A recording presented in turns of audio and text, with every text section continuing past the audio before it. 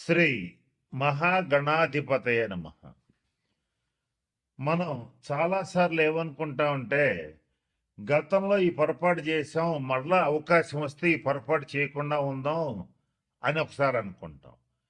అలాగే మనం గతంలో ఈ తప్పు చేశాము, ఈసారి కనుక అవకాశం వస్తే ఈ తప్పు చేయకుండా ఈ సరైన నిర్ణయం తీసుకుని మన జీవితాన్ని బ్రహ్మాండంగా ముందుకు తీసుకెళ్ళగలుగుతామని ఆశపడుతూ ఉంటాం.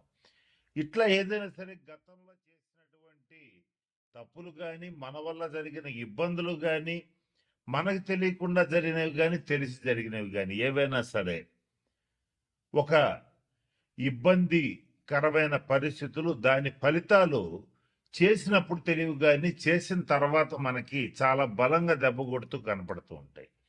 అటువంటి వాటి నుంచి తప్పించుకోవటానికి ఒక 136 రోజుల పాటు, అంటే జూలై 27 2026 నుంచి డిసెంబర్ 10 2026 వరకు శని వక్రించి ఈ 136 రోజుల పాటు మనం ఏదైతే చెయ్యాలనుకుని మిస్ అయిపోయామో గత 2.5 సంవత్సరాల్లో అది మళ్ళీ చేసి సక్సెస్ సాధించడానికి, జరిగిన తప్పులు దిద్దుకోవడానికి, జరిగిన ఇబ్బందుల నుంచి బయటపడటానికి ఒక 4 రాసుల వాళ్ళకి మంచి రాజయోగం ఇస్తూ అవకాశం ఇస్తున్నటువంటి శని వక్రగ్రహ సంచారం ఏదైతే ఉందో ఈ 4 రాసుల వాళ్ళని ఏ రకమైనటువంటి నిర్ణయాలు తీసుకుంటే, ఏ తప్పులు సరి చేసుకుంటే ఎలా ముందుకెళ్ళొచ్చు అనేటువంటి అంశం గురించి జ్యోతిష్ శాస్త్ర పరంగా కొన్ని సూచనలు, సలహాలు ఇప్పుడు నేను మీకు తెలియచేయడానికి ప్రయత్నం చేస్తానండి. ఇక తర్వాత రాశి వాళ్ళు కన్యా రాశి వాళ్ళు. కన్యా రాశి వాళ్ళకి గతంలో ఏ పని చేపట్టుకున్నా సరే కొన్ని సందర్భాల్లో ఒక 18 నెలల కాలంగా ఏ పని చేద్దామన్న తరచూ ఆటంకాలు, ఉద్యోగాల్లో ఇబ్బందులు, అనవసరమైనటువంటి వాగ్వివాదాలు, అలాగే ప్రతి పనిలోనూ ఆలస్యం అయిపోవటం, అంటే ఏ పని స్టార్ట్ చేయాలనుకున్నా వెంటనే మొదలు కాకపోవటం, ఎంత క్రమశిక్షణతో ఉండాలనుకున్న తీవ్రమైన బద్ధకం ఏర్పడటం, ఇట్లాంటివి జరిగి ఉండే ఛాన్స్ ఉంటుంది. అలాగే జీవిత భాగస్వామి విషయంలో కూడా మానసిక అశాంతి, ఆందోళన, అలజడి, జీవిత భాగస్వామి తీసుకునేటువంటి నిర్ణయాల్ని సమర్థించకుండా ఉండలేక ఉండేటువంటి ఇబ్బందులు, ఇలాంటివి కూడా ఉండే అవకాశం.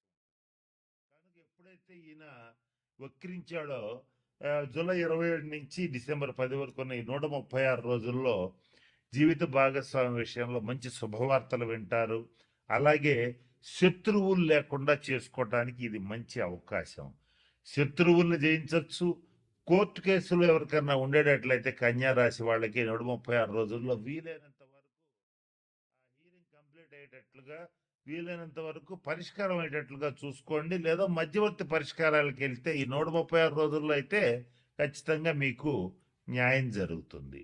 అలాగే శత్రుశేషం వదిలిపోతుంది, రుణశేషం వదిలిపోయే ఛాన్సెస్ ఉంటాయి. అంటే గతంలో చేసినటువంటి అప్పుల్ని తీర్చడానికి 136 రోజులు మంచి అవకాశం. జాగ్రత్తగా కనుక మీరు ప్రయత్నం చేయగలిగితే గతంలో చేసిన రుణాలని తీర్చుకోగలుగుతారు. కన్యా రాశి అధిపతి అయినటువంటి బుధుడు కూడా మంచి ప్లేసెస్లో సంచారం చేయటం అనేటువంటిది జరుగుతోంది. దీంతో పాటుగా ఎప్పుడైతే శని వక్రించాడో ముఖ్యంగా కన్యా రాశి వ్యాపారస్తులకి వ్యాపార విషయాల్లో మంచి లాభసాటిగా ఉంటుంది. అలాగే రుణాలు తీర్చేయటం కూడా చాలా ఈజీగా, సునాయాసంగా తీర్చేయటానికి అవకాశం వస్తుంది. అవకాశం వచ్చింది కదా అని చెప్పి మరొక పెద్ద రుణం చేసి ఈ రుణం తీర్చాలని మాత్రం చూడొద్దు. ఇలాంటి పిచ్చి పనులు అనేటువంటిది 136 రోజుల్లో చెయ్యొద్దు. మంచి అవకాశం కనుక కొంచెం పద్ధతిగా, కొద్దిగా లేట్ అయినా సరే, తక్కువ టైమే లేదు, 136 ఉన్నాయి కనుక జాగ్రత్తగా 1 by 1 ఆ రుణాలు తీర్చుకోవడానికి ప్రయత్నం చేయండి. ఆరోగ్యం కూడా కుదుటపడుతుంది.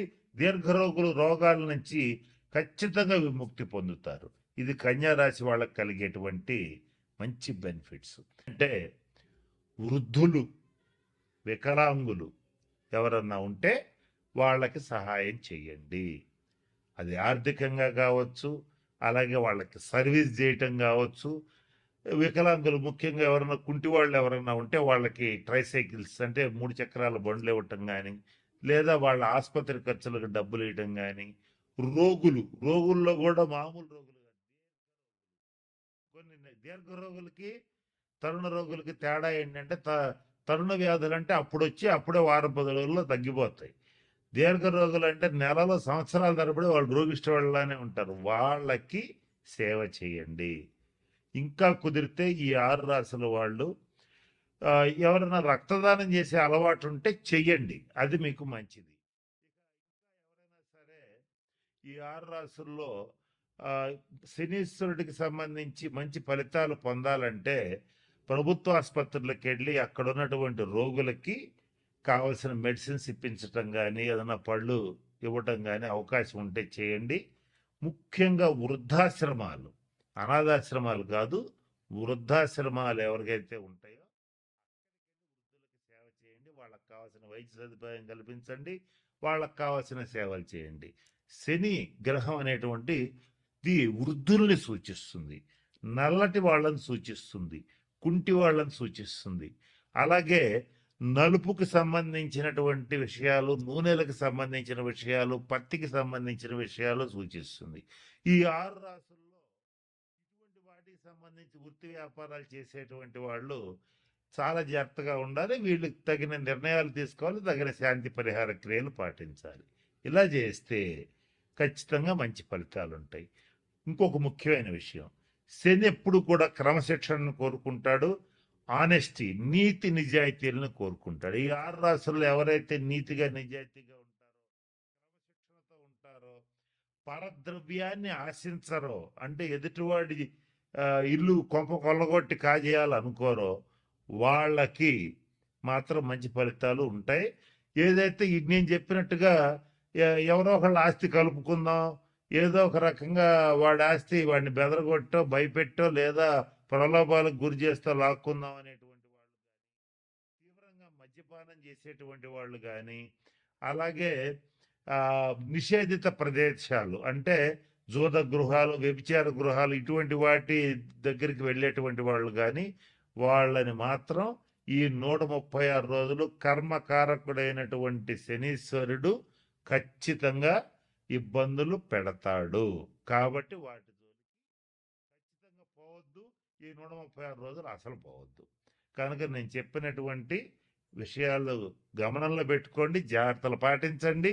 మన ఛానల్లోనే ఇంకా పరిహారాలు ఇస్తాను, మీకు షార్ట్స్ రూపంలో కూడా ఇస్తాను. వాటిని పాటించి ఈ 136 రోజులు మీకు అత్యంత అనుకూలంగా మార్చుకోవచ్చు.